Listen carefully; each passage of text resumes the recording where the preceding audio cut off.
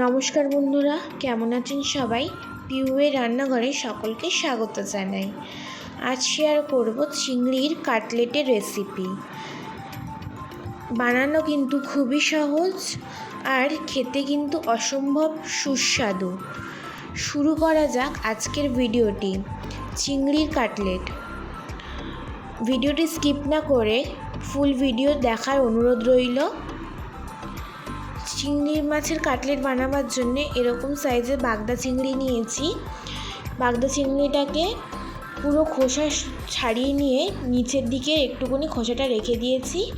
এবারে আমি মাঝখান থেকে এরকমভাবে কেটে নেব। চিংড়ি মাছের মাঝখান থেকে পুরো লেজ অবধি কাটবে। মাঝখান থেকে একটুখানি জাস্ট লেগে যেন থাকে এরকমভাবে কেটে নেবে।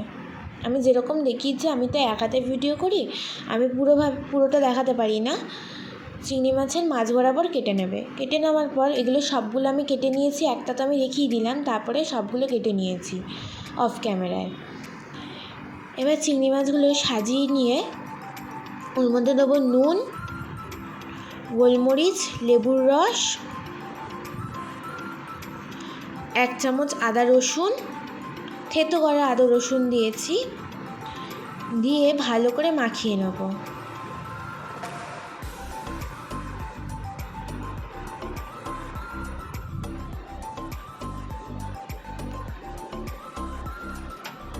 ভালো করে মাখিয়ে নেওয়ার পর কিছুক্ষণের জন্য রেখে দেবো।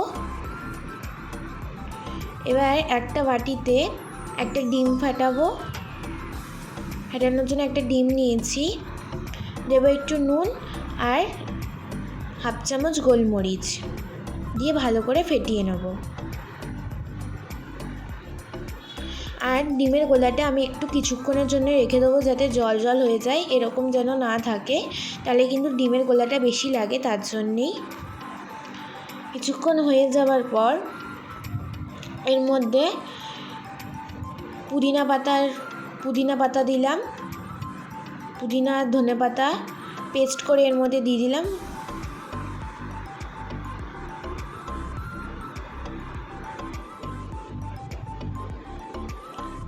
আমি এখানে দোকানের কেনা পুদিনা আর ধনেটা ইউজ করেছি, মানে চাটনিটা। তোমরা ঘরে নিজেরাই বানিয়ে নিতে পারো। এবার আমি ওই একটা চিংড়ি মাছ নিয়ে ডিমের গোলাতে চোবালাম। চুবিয়ে এইভাবে 2 আঙ্গুল দিয়ে বিস্কুটের গুঁড়োতে এইভাবে এরকম চেপে চেপে নেব। এই রকমভাবে দেখো, উল্টে পাল্টে এরকম চেপে চেপে নিচ্ছি। একবার হয়ে গেল, আমি 2বার কোটিং করব। আবারও আমি ডিমের গোলার মধ্যে চোবালাম। চুবিয়ে আবার এর মধ্যে বিস্কুটের গুঁড়ো দিলাম।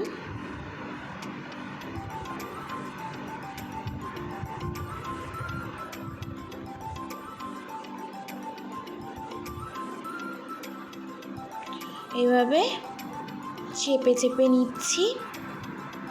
একটা হয়ে গেল, দেখো একটা হয়ে গেছে। এবার আরেকবার আমি দেখিয়ে দেবো। দেখো, চিংড়ি মাছটা নিলাম, তারপর ডিমের গোলার মধ্যে চোবালাম। চুবিয়ে এবার বিস্কুটের গুঁড়োর মধ্যে দিচ্ছি। দেখো, এইভাবে 2 হাত দিয়ে চেপে চেপে নেব।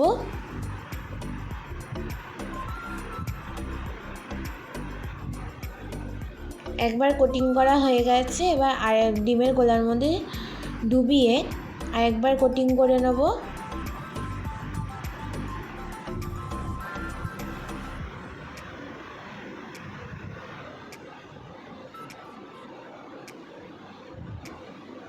দেখো, দ্বিতীয়বারের মতনও হয়ে গেল।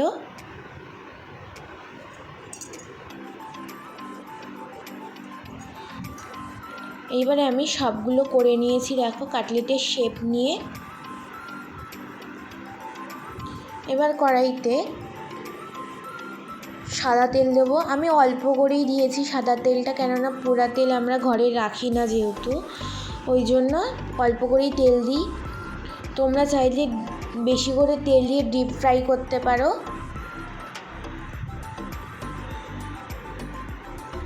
এবার কড়াইতে এক এক করে চিংড়ি মাছগুলো দিয়ে দেবো, বেশি ছাড়লাম না। হালকা হালকা গরম হলে তেলটা, তারপর আমি কাটলেটগুলো দেবো, কেননা বেশি গরম হয়ে গেলে কাটলেটটা সঙ্গে সঙ্গে পুড়ে যাবে, তার জন্যেই হালকা গরম হয়ে গেলেই আমি তেলের মধ্যে দিয়ে দেবো। আর যেহেতু ডিমে কোটিং করা, তার জন্য দেখো ফেনা ফেনা হয়েছে। এবার আমি উল্টে পাল্টে ভেজে নেবো, লো ফ্লেমেই ভাজবো।